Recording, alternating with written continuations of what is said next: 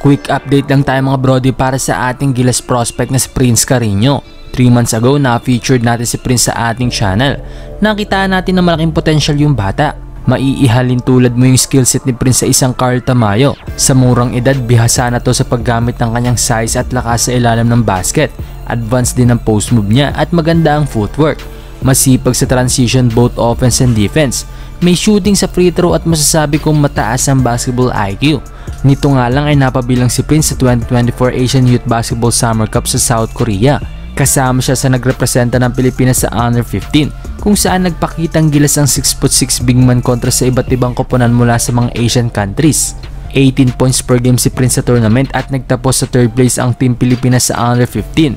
Sa ganda ng inalaro niya, inalok siya maging import sa Under 15 ng Indonesia at Vietnam team. Hindi yan yung national youth team nila mga brody ha. Team sa school at selection team yung mga kumukuha sa kanya. Isasama daw siya sa mga sasalihan liga ng mga to sa kanilang bansa. Ayon naman kay Prince, ongoing ang usapan ng mga team sa magulang niya na gustong kumuha sa kanya.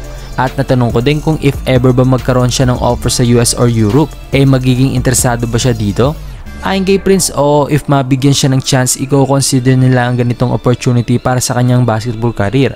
Naibahagi din ni Prince na imbitado siya sa Gilas pool ng Under 17 para sa World Cup next week. Maaalalang kulang sa bigs ang Under 16 natin. Nag-iisa lang ang 6'6" na si Paul Diao.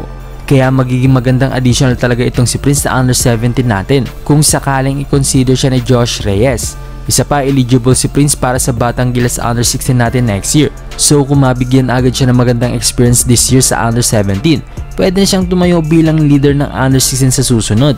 Base naman sa kanyang height, official 6'6" na daw siya without shoes. At posible pang tumangkad dahil 14 years old pa lang to mga brody. Pag umabot pa to ng 6'8" hanggang 6'10" at magpatuloy ang kanyang improvement, tiyak na maraming pahihirapan tong batang to. So yun lang mga brody, heto at panoorin din natin ang ilang highlights niya sa Korea.